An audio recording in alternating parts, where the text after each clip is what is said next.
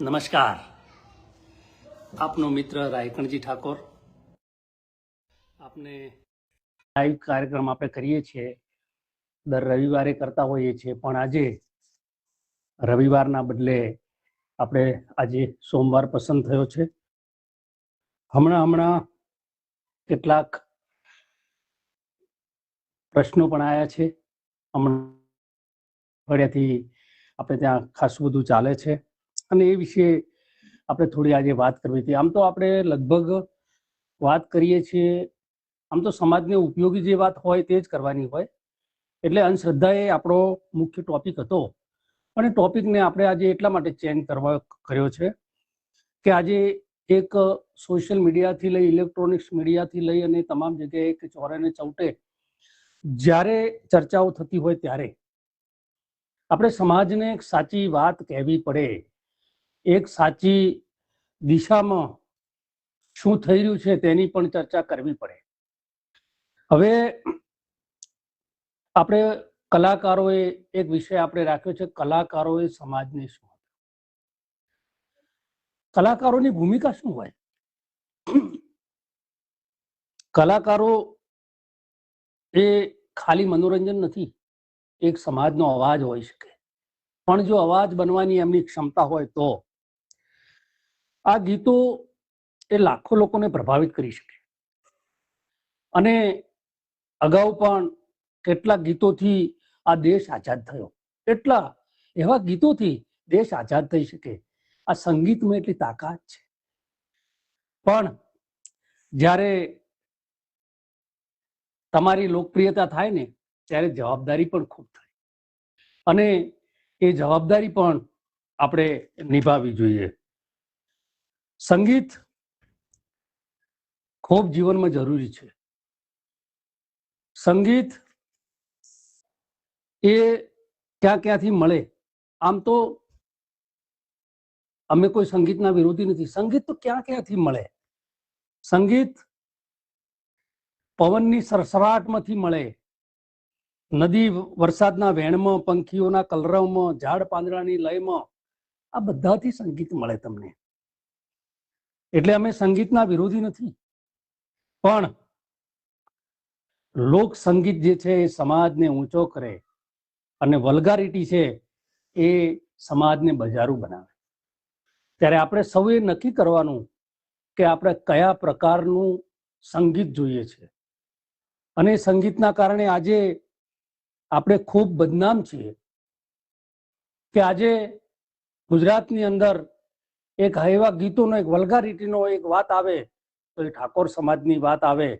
અને જ્યારે આજે હમણે સતત દિવાળી પછીથી જે ઠાકોર સમાજની અંદર ઘટનાક્રમ બન્યો છે, જ્યારે દિયોદરની અંદર, ચડોતરની અંદર આપણો અલ્પેશભાઈ દ્વારા અભ્યુદય કાર્યક્રમ કરવામાં આવ્યો, અને ત્યાંથી બધા જ આગેવાનોએ સમાજની સતત સાથે બેસીને, બધા મતભેદ ભૂલીને સાથે બેસીને સમાજની ચિંતા કરી કે સમાજને આગળ કેમ લઈ જવો. અને ત્યારે તે વિચારમાંથી એક વિચાર બંધારણ આવ્યું. બંધારણ કોને બનાવ્યું? યુવાનોની ધડકન એવા અલ્પેશભાઈ હોય, અમારા આદર્શ હોય, આપણી વિશ્વની એક લોકશાહી અને વિશ્વની સૌથી મોટી લોકશાહીની સંસદમાં બેસતા હોય એવા ગેનીબેન, આપણા ધારાસભ્યશ્રીઓ, માજી ધારાસભ્યશ્રીઓ, આપણા આગેવાનો, આ બધા અને લાખોની સંખ્યામાં લોકોની રાય લઈને જ્યારે આપણે બંધારણ બનાવ્યું હોય, અને કોઈ એમ કે આ બંધારણને હું માનતો નથી, તો પછી એની સામે દંડો ઉગમવો પડે. જો એ માફીને લાયક હોય તો માફી પણ આપી શકાય, પણ એ માફીને લાયક હોય તો, એ માફીની ભાષામાં વાત કરે તો. પણ આજે એટલા માટે આ વાત કરવી હતી કે ભાઈ આ લોકોએ ગીતો પણ કેવા ગાયા છે, પણ આ ગીતોની અસર કેવી પડે છે એ મારે તમને કહેવું છે કે વારંવાર આવા ગીતો સાંભળવાથી તમારી ભાષા ખરાબ થાય. આજે આપણા યુવાનોની ભાષા જુઓ તમે, તેના ઉપરથી આપણને ખબર પડી જશે કે એ કેના ફોલોવર છે, અને આ ફોલોવરથી આપણા યુવાનો બગડી રહ્યા છે. સ્ત્રીઓ પ્રત્યેની જે દ્રષ્ટિકોણ છે એ દ્રષ્ટિકોણ આજે યુવાનોનો બગડ્યો, અને એની પાછળના કારણો કોણ છે? કારણ કે સતત આવા લોકો ગવૈયાઓના ફોલોવર છે, અને ગવૈયાઓના ફોલોવર હોવાના કારણે સતત આ વાત એમના અંદર આયા કરે, અને એ લોકો એ વાતને સાંભળ્યા કરે, અને એના કારણે આવી એક બીમારું માનસિકતા એમના અંદર આવી છે. અને આ બીમારું માનસિકતા કાઢવા માટે આપણા આગેવાનો બધા સતત ચિંતિત થઈ રહ્યા છે. અલ્પેશભાઈએ ત્યાં સુરેન્દ્રનગરના પાટડીમાં પણ જે વાત કરી, ખૂબ સુંદર વાત કરી કે ભાઈ આપણો જ ભય છે, પણ એ એમ કે ભાઈ હું મારી ભૂલને હું સ્વીકારું છું, તો આપણે એને લેવો પડે, એની માફી માંગવી પડે. અને આજે પણ ઘટના એ બની છે, એ આપણે પછી વાત કરશું. પણ એ પહેલા આપણે બે કોક એવા લઈએ કે હિટ થવા શબ્દોને નંગા કર્યા. હિટ થવું હોય, હિટ એટલે પ્રખ્યાત થવું હોય. હિટ થવા શબ્દોને નંગા કર્યા પછી પૂછે છે, સમાજ કેમ આવો બન્યો? સૂર સારા હતા, ભાવ પણ ઊંડા, બજાર આવ્યો ને શબ્દો થઈ ગયા ઊંધા. આવું આ બજારની વાત છે. એટલે બજારના કારણે આપણે આ બધું બન્યું છે. એટલે મારે યુવાન મિત્રોને વિનંતી કરવી છે કે તમે તમારી ડિમાન્ડ બદલો, અને ડિમાન્ડ બદલો તો તમારું ગુજરાત, તમારો ગીતો બદલાઈ જશે, ગુજરાત બદલે, પણ આપણે આપણી પોતાની ડિમાન્ડ બદલવી પડશે. એટલે આ લોકોની ડિમાન્ડ જો કે હતી, હવે એમના મારે થોડક, એમણે આમ તો ઘણી બધી પેલી કરી છે, એને બહુ સિરિયસ નથી લેતો. એમણે મારું એક રેકોર્ડિંગ કરી અને એમને વાયરલ કર્યું. મેં એક સૌજન્યપૂર્વક વાત કરવાનો પ્રયત્ન કર્યો હતો, પણ આ લોકો સમાજને કોઈ ડોળા કાઢે ને તો હજી પહોંચી શકાય, પણ સમાજની સામે તમે પેન્ટ કાઢીને ફરો ને તો એ ના થાય. આ લોકો સમાજની સામે પેન્ટ કાઢીને ફરે છે. અને આવા વલ્ગારિટી કરવા વાળા લોકો, એમણે શું શું કર્યું છે એનો મારે આજે એમની જન્મ કુંડળી બતાવી છે. એમણે ગીતો કેવા ગાયા, ગવૈયાઓએ ગીતો કેવા ગાયા. પછી આ ગવૈયા પાછળ કોણ છે જોઈએ આપણે. મને છોડી તું ના જા, તને લઈ જાશે વરરાજા, અને મને લઈ જાશે યમ રાજા. આ શું કરવા બેઠા છે? લોકોને આત્મહત્યા પહેરે. આજે ઠાકોર સમાજની અંદર આવા પ્રકરણની આત્મહત્યા થાય તેની પાછળ કોણ છે? આવા લોકો કેવા ગીતો ગાય? આવા ગીતો વાળાને માફ કરી શકાય? આવા ગીતો એ લોકોને અગાઉ ગાયા હોય તો પણ ઉતારી લેવા પડે.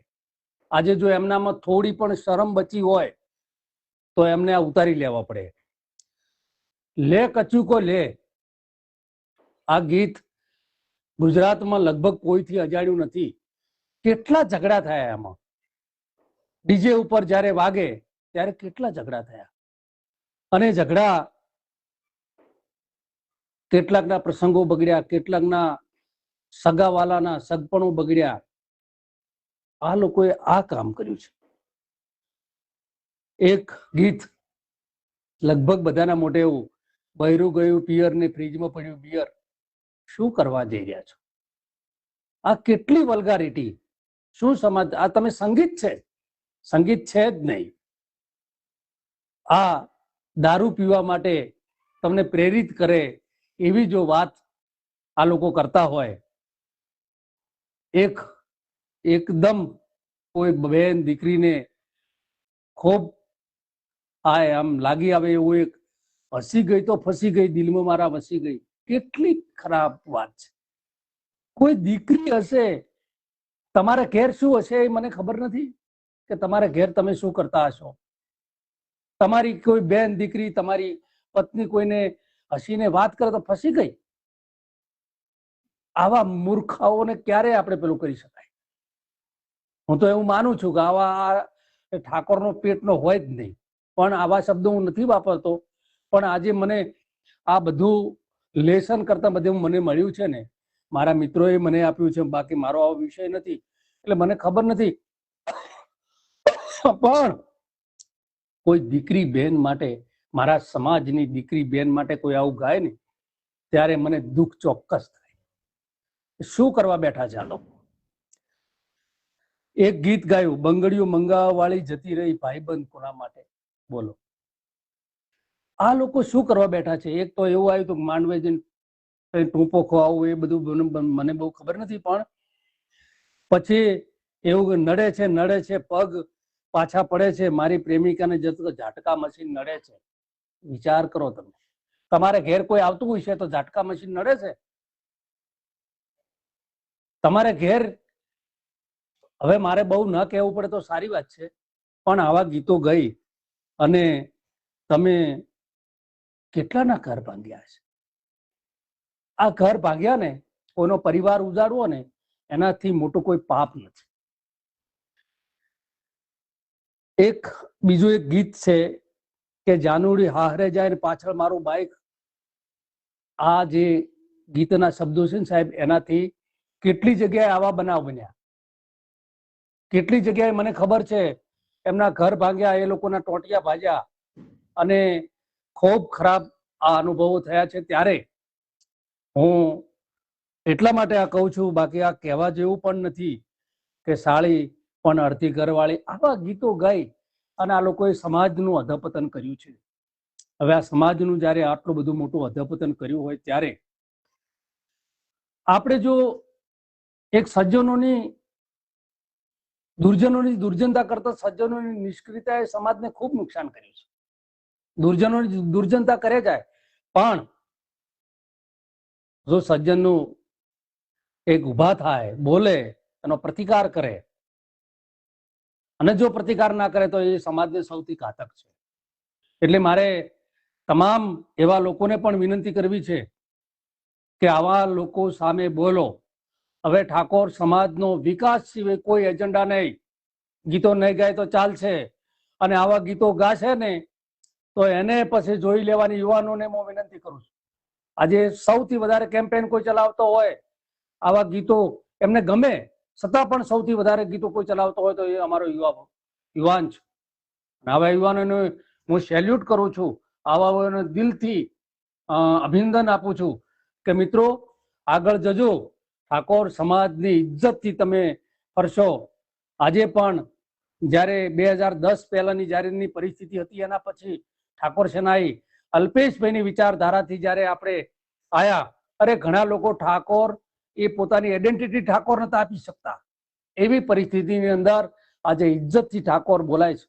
સાહેબ 2010 પહેલાની તમે વાત કરો, ક્યારે ટીવીમાં ઠાકોર જેવું નામ નહીં સાંભળ્યું હોય, અને આજે છેલ્લા 2 મહિનાથી કોઈને કોઈ ઇસ્યુ ઉપર ઠાકોર એ મુખ્ય મુદ્દો આખા ગુજરાતમાં સોશિયલ મીડિયા, ઇલેક્ટ્રોનિક્સ મીડિયામાં ચાલે. કેમ કે આ સમાજની જાગૃતિ છે. સમાજની અંદર એક બાજુ એક એવો વર્ગ છે, બીજી બાજુ સારો વર્ગ છે, અને તેના વચ્ચેનું આ ધર્મ યુદ્ધ છે.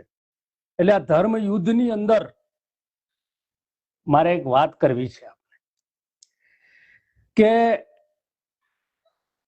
આ લોકો માફી નથી માંગતા ને એ નથી કરતા ને, એની પાછળ આ લોકો ભેજું બીજા કોઈનું છે, અને એ ભેજું મારે આવી જશે કે એના આકાઓ જે છે ને એ પડદા પાછળ કામ કરે છે. અને આ શું છે? આ મોરું છે. કેવું મોરું? એવું હું તમને એક મહાભારતનો એક દાખલો આપું. મહાભારતના એક શિખંડી છે, એ કદાચ તમને સૌએ વાત સાંભળી છે, હું ટૂંકમાં જ કહી દઉં કે એ શિખંડી એ અગાઉના અવતારની અંદર એક અંબા નામની સ્ત્રી હતી, અને એ ભીષ્મ પિતાએ એની જિંદગી બગાડી, અને એના પછી પાછળથી બીજા અવતારની અંદર તે શિખંડી નામે સ્ત્રી તરીકે જન્મ્યો. યક્ષની કૃપાથી, યક્ષની પૂજા અર્ચના કરી એનાથી એને પુરુષનું સ્વરૂપ લીધું. હવે પુરુષનું સ્વરૂપ લીધું, અને એના ત્યારબાદ મહાભારતના યુદ્ધની અંદર ભીષ્મ પિતામહને એવી પ્રતિજ્ઞા હતી કે હું કોઈ સ્ત્રી સામે હથિયાર ના ઉપાડું. અને ભીષ્મ પિતામહને મારવા એટલે બહુ ખૂબ કઠિન વાત. કોણ મારી શકે? તેનો એક ટંકારથી 3 લોકની અંદર હાહાકાર થાય એવો વ્યક્તિ, એને કઈ રીતે મારવો? ત્યારે શિખંડીને આગળ કર્યો લડવા માટે. ત્યારે ભીષ્મ પિતાએ એમની પ્રતિજ્ઞાને કારણે હથિયાર હેઠા મૂક્યા અને હેઠા મૂકી અને પછી એમને મારવામાં આવ્યા. આ જ શિખંડીઓ છે. આ શિખંડીઓને આગળ કરીને આ સમાજનું બંધારણ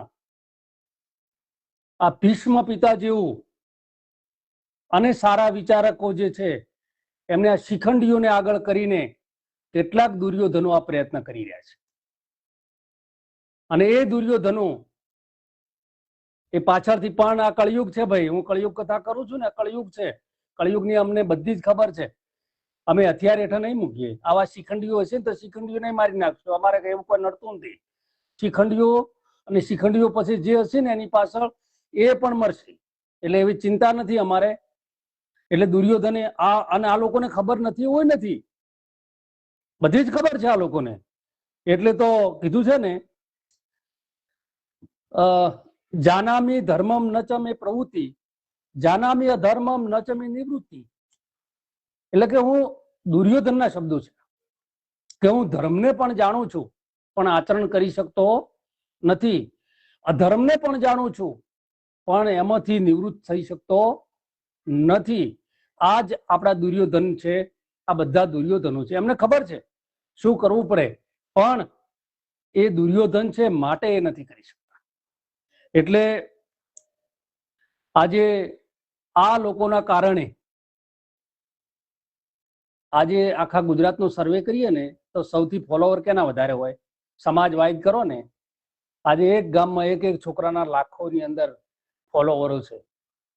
જો આટલું એજ્યુકેશન મેળવ્યું હોત ને, આ ફોલોવર વધારવામાં જે પ્રયત્ન કર્યો છે ને એનાથી ભાગનો પણ પ્રયત્ન જો કદાચ એની એજ્યુકેશન તરફ કર્યો હોત ને તો એ આઈપીએસ કે આઈએસ અધિકારી હોત. આવા ટેલેન્ટ વાળા છોકરાઓ આજે કેવા રવાડે ચડ્યા, અને એની પાછળના કારણો કોણ? તો આ લોકો છે, આ ગવૈયા છે. અને ગવૈયાઓને કશું જ ના હોય, એમની સ્ત્રીને, મા, બેન, દીકરીને નચાડીને પૈસા કમાવા વાળા, અને એ સમાજને ડાયરેક્શન આપશે, એ સમાજને શિખામણ આપશે કે શું કરવાનું. એમ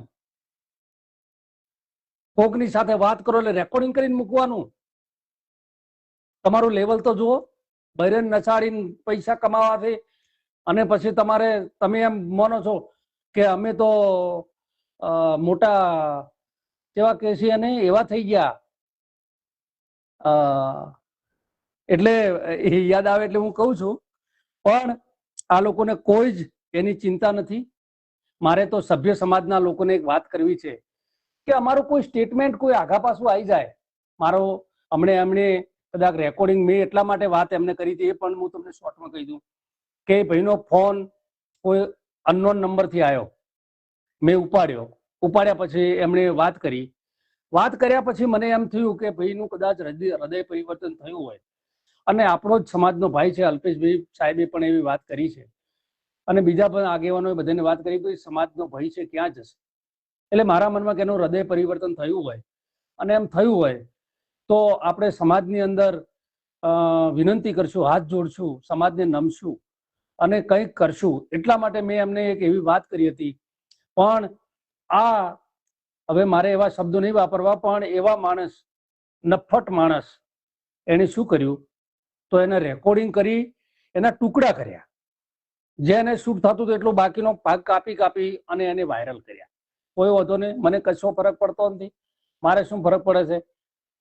પણ આવા લોકો જે છે, જો એના ઉપર લોકોની વાત થતી હોય તો મારે એમ કહેવું છે કે આ ગીતો જે હું નામ બોલ્યો છું એના ઉપર આ લોકો સાથે ડિબેટ કરાવો કે ભાઈ આ ગીતોનો અર્થ શું થાય એ કહેતો મને, અને એની સમાજ ઉપર શું અસર થાય, લોકો ઉપર શું અસર થાય. એટલે આ બધું આપણે બધાને છોડવું પડશે, અને છોડીને આપણે આગળ વધવું પડશે. જે કોરડાની જે ઘટના બની છે, એટલે કોરડાની અંદર આજે એક બંધારણ તોડવા બાબતની સભા થઈ. સભાની અંદર એ આગેવાન હતા અને આગેવાનને કોઈ કારણસર મિસગાઈડ થયું કે ભાઈ એમને કઈ માતાજીનો કોઈ પ્રસંગ હતો અને ગરબા અને સાથે લગ્ન હતા અને એવી કોઈ મિસગાઈડ થઈ. પણ એમણે પોતે માફી માંગી લીધી અને કે સમાજ જે દંડ કરે તે હું ભોગવવા તૈયાર છું. અને સમાજે પછી એમને 1,51,000 દંડ કરી અને ફરીથી ન કરવું એવી ચેતવણી આલી અને આ બધું કર્યું છે. ત્યારે આપણે પણ સૌ મિત્રોને વિનંતી કરીએ કે ભાઈ કોઈ બંધારણ ના તોડો. અને બંધારણ તોડવાથી શું થશે કે આ સમાજની આશા અને અપેક્ષાઓ ઉપર કરેલું બંધારણ, આ સમાજની અંદર એક વેદનાથી કરેલું બંધારણ, એ બંધારણ તૂટશે તો તમારું જે છે એ તમારું તમને આનું કલંક લાગશે. આ સમાજ એક મીટ માંડીને બેઠો. 99% લોકો આજે બંધારણ પાળીને બેઠા. 1% અંદર ક્યાં આરફેર છે, પણ બોળો સમાજ છે એટલે કદાચ થોડો આરફેર હશે, એની કોઈ ચિંતા નથી. પણ મારે એક વિનંતી એ જ કરવી છે કે ભાઈ સમાજ એ સમાજ છે, સમાજ એ મા બાપ છે. અને મા બાપ આગળ કોઈ એમ ના કહે હું કલેક્ટર છું, હું મામલતદાર છું. બાપ એ બાપ છે અને બેટો એ બેટો છે. સમાજ એ મા બાપ છે અને એનાથી ઉપર આપણે ના હોઈ શકીએ. પણ કેટલાક લોકોને એ ખબર નથી પડતી કે મફતના પૈસા આયા હોય અને બૈરન નચાડીને પૈસા ભેગા કર્યા હોય, એ લોકોને એ ખબર પડતી નથી કે સમાજથી આપણે ઉપર નથી. પણ આ સમાજના છે કે નહીં એ તો પછીની વાત છે, એ કરશું આપણે. પણ આજે આપ સૌને મારે એટલી વિનંતી કરવી હતી, એટલા માટે આજે લાઈવ થયો હતો. ફરીથી આપણે આ રીતે સતત મળતા રહેશું અને સમાજને ઉપયોગી જે વાત હોય એમાં અંધશ્રદ્ધા છે, આ મુદ્દાઓ છે, આમાંથી સમાજને બહાર કાઢી અને સમાજને આગળ લઈ જવો છે. અને સમાજ જ્યારે આગળ આવશે, નાના મોટા ક્યાંક હમણે મને એક ભાઈએ વાત કરી, હવે ક્યાંક નાના મોટા થોડો ઘણા પ્રોબ્લેમ થયા હોય તો એને બહુ હાઇલાઇટ કરવાની જરૂર નથી. એને આપણે સમજાઈને આ વર્ષોથી એક જડમૂળમાંથી જ્યારે એક થયું હોય ત્યારે આપણે બહુ ધીરે ધીરે એનું પેલું થાય. આ એક વ્યાપક સમસ્યા હોય તો એને ધીરે ધીરે પેલી થઈ. પણ આજે 99% જ્યારે કંટ્રોલ આવ્યો હોય ત્યારે ખૂબ સારી વાત છે. અને એ માટે હું સૌને અભિનંદન આપું છું. આગેવાનોને એટલા માટે અભિનંદન આપું છું કે મોટાભાગના આપણા બધા જ આગેવાનો રાજકીય, અમારા સાથે બધા રાજકીય આગેવાનો છે. અને રાજકીય આગેવાનો કોઈ વોટ બેંકની ચિંતા કર્યા વગર આજ સમાજની ચિંતા કરી. અલ્પેશભાઈ જેવા આ વિષય ઉપર બોલે કે નહીં એ ચલવી ના લેવાય, કોઈ બંધારણ તોડે. ગેનીબેન એટલું સ્પષ્ટ ભાષામાં, અમૃતજી બોલે, કેશાજી બોલે, ચંદનજી બોલે, ખૂબ સારી વાત છે. એટલે મારે એનાથી બીજા પણ બધા જ નેતાઓ એક મંચ ઉપર આવીને એક વાત કરે. પણ કેટલાક આવા શિખંડીઓના આકા જે હોય ને એમને જરાક સમજવાની જરૂર છે કે આજ પછી હવે જો તમે કર્યું તો પછી તમારે પણ ભોગવવું પડશે. અને ભોગવવા માટે તમે ખબરદાર રહેજો. અમારે કોઈ ચિંતા નથી વોટની કે બીજા ત્રીજાની, કોઈ ચિંતા નથી. અને જ્યારે અલ્પેશબેન, ગેનીબેન જેવા સ્ટાર અમારી સાથે હોય, આવા અમારે આખા ગુજરાતના નેતાઓ અમારી સાથે હોય, અમે કોઈ ચિંતા ના કરીએ. કે તમારા જેવા મગતરાથી ડરવાની વાત નથી, તમે સમાજને ડરાવવા નીકળ્યા છો ને. એટલે આજ બહુ હવે લાંબુ નહીં ચલાવીએ, પણ સતત આવતા રવિવારે પણ એક નવા વિષય સાથે મળીશું. અને આગેવાનોએ પણ આપણી અંધશ્રદ્ધા બાબતે જ્યારે શરૂઆત થઈ ત્યારે બધા જ આગેવાનો બોલ્યા, ગેનીબેનથી લઈ બધા જ આગેવાનો અને બીજા સમાજોએ પણ તેનું અનુકરણ. ગુજરાતની અંદર પહેલી વાર એવું બન્યું હશે કે જાહેર મંચ ઉપરથી અંધશ્રદ્ધા કાઢો એવો શબ્દ આવ્યો હશે. ખૂબ આનંદની વાત છે કે આ એક માનવતાનું કામ કર્યું છે અને બંધારણ એ પણ એક માનવતાનું કામ છે. અને માનવતાના કામને આગળ લઈ જશો તો પરમાત્મા ચોક્કસ મદદ કરશે, ભગવાન ચોક્કસ મદદ કરશે. એ જ આશા સાથે જય હિન્દ, જય ભારત.